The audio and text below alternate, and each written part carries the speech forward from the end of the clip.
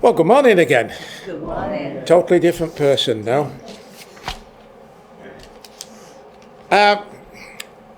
We gather to remember the Lord Jesus Christ, don't we? We come here and we always gather.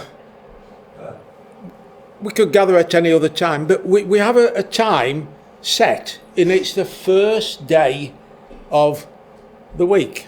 The first day of the week. And it's a word connected with first that I want to think about this morning.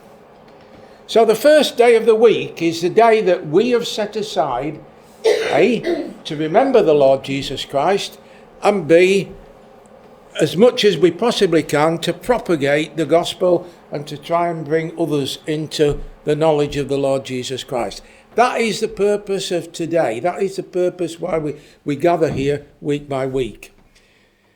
So why is it the first day of the week?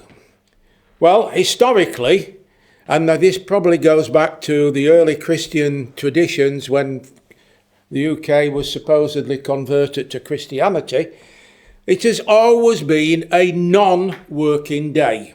When God set up the days, he said, right, one day you'll just set aside. We have set aside effectively Sunday for the worship of the Lord, the first day of the week. So from that point of view, historically, first day of the week has been the day when we actually remember and we actually worship and set aside to devote it to God as much as we possibly can.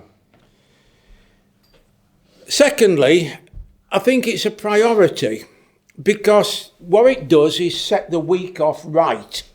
It's a priority when we come to worship the Lord Jesus Christ and when we come to remember him around his table, it sets the week off right. It gives us a beginning for the week. We can go on from here in the strength almost of this meeting and for the rest of the week.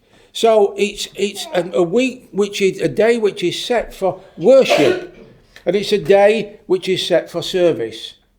Now, going back a long time, and I can go back a long time, we always used to say that worship comes before service. Do you know you're the most attentive listener I've got? Worship comes before service. That's a sequence. Why do we have the remembrance of the Lord Jesus Christ in the morning and then followed by the family service immediately? Because we've worshipped the Lord in the morning and then we can go on to serve the Lord. So worship always comes before service.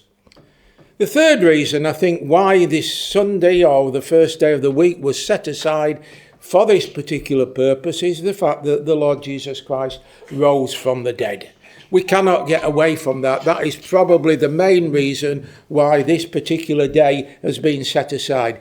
It's the first day of the week. There is a synergy. There is a connection with the most crucial event in history, that the Lord Jesus Christ rose from the dead. That is the key day. That is the day when we actually want to remember.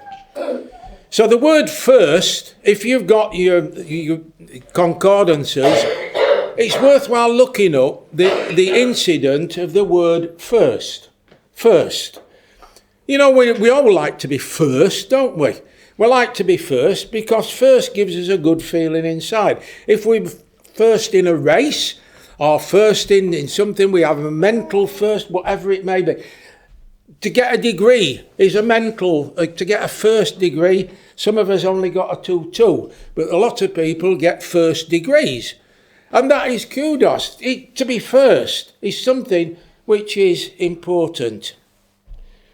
So I want to spend a few minutes on not just first, but the word firstborn. Firstborn. In all cultures, the firstborn son has always been the most important. It's the one who carries on the family line. Priority is given to the firstborn. How many of us here are firstborns? Right? Well done, you. Some of us come way down the list. But as far as firstborns are concerned, it's always been a priority. There's a priority given. When the final plague came to Egypt with the children of Israel, when God was freeing the children of Israel from captivity, the final plague was the death of the firstborn. The death of the firstborn. Anyone who was not sheltered by the blood around the doorpost, that person, that firstborn, that family lost the firstborn son. And because of that, it wasn't just a death in the family. It was effectively, the family was almost like being decapitated because the succession had been taken away. That is why it was so important. That's why God put this last plague in place. It decapitated, it rendered almost without strength the Egyptians because it was the firstborn son.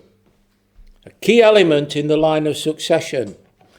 When the law was given, when God gave the law, the firstborn son was effectively dedicated to God. That was the law. The firstborn son was dedicated to God, given to God. So we have the example of Samuel, don't we? Where Samuel was in the temple and his mother gave him to God. Now, if you didn't give your child to God and dedicate your child to God, then what had to happen? There was a sacrifice. A sacrifice had to be made as a substitute for the child that was the firstborn. A sacrifice had to be made, and that was a key element about it. So the importance of the firstborn in the law was recognised. As far as God is concerned, the firstborn has always been important. So from God's point of view, they're putting that law in place, which actually said, right, if you don't give this child to God, then as far as we're concerned, that child there's a sacrifice that has to be made to substitute for that, which is where we get to the Lord Jesus Christ. But firstborn has always been important in God's eyes. And I just want to read just 3 verses in Colossians. 3 verses in Colossians. Colossians and chapter 1. And these are the description of the Lord Jesus Christ. Description of the Lord Jesus Christ as the firstborn. The firstborn. Now, I understand firstborn, you'll like this, all right, Sean. Protokos. Yeah. Protokos is the firstborn. Where do we get, what word relates to protokos? Protocol. We've got that. A way, a new system of working. And that's the way that this is effectively what we're talking about here. So these verses 15 to 18, they're talking about the Lord Jesus Christ, who is the image of the invisible God, the firstborn over all creation. For by him were all things created that are in heaven, that are in earth, visible and invisible, whether thrones or dominions or principalities or powers. All things were created through him and for him. And he is before all things. And in him all things consist. And he is the head of the body, the church, who is the beginning, the firstborn from the dead, that in all things he may have the preeminence. Preeminence. This is the Lord Jesus Christ. What does firstborn, what does protokos actually mean? Well, when I was trying to look it up, and I only got so far into it, it means priority in rank, priority in time. 2 things, priority in rank or priority in time. And when Paul wrote these words, he had both ideas in his head, that the Lord Jesus Christ was going to be the priority in time and priority in rank. The firstborn over all creation. Well, effectively it is, he created all things. And it was all things were made by him. He was not created, he was unique.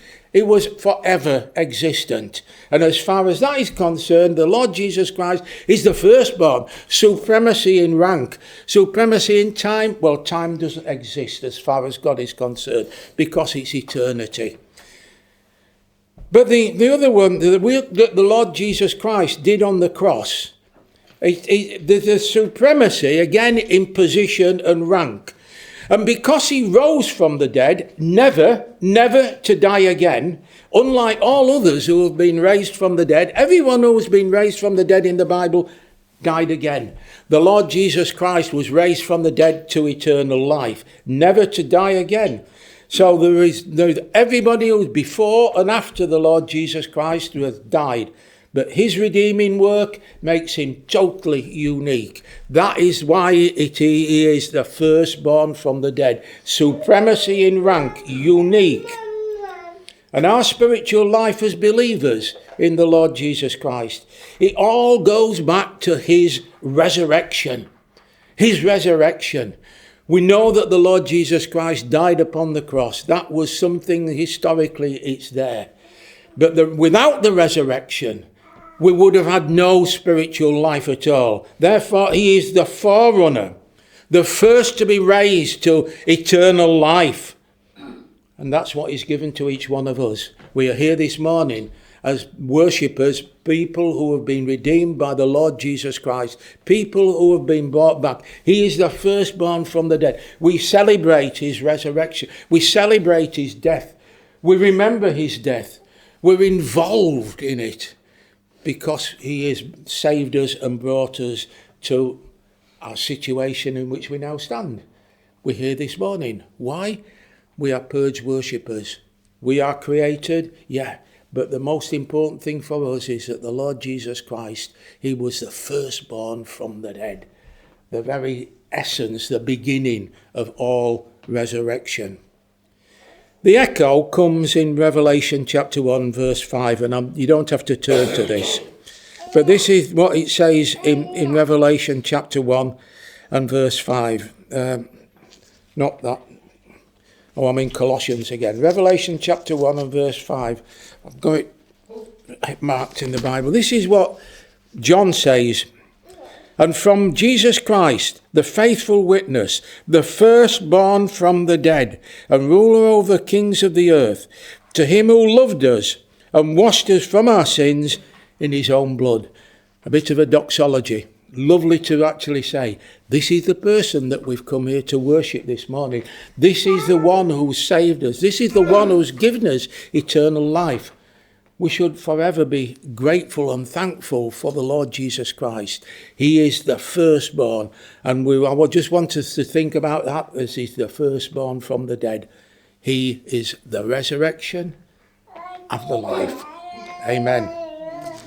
I want us to sing that song, that hymn in Songs of Fellowship 290. Jesus is Lord. Creation's voice proclaims it. For by his power each tree and flower was planned and made. Jesus is Lord. The universe declares it. Sun, moon and stars in heaven cry, Jesus is Lord. Jesus is Lord. Or sin, the mighty conqueror. From death he rose, and all his foes shall own his name. Jesus is Lord. God sent his Holy Spirit to show by works of power that Jesus is Lord. 290.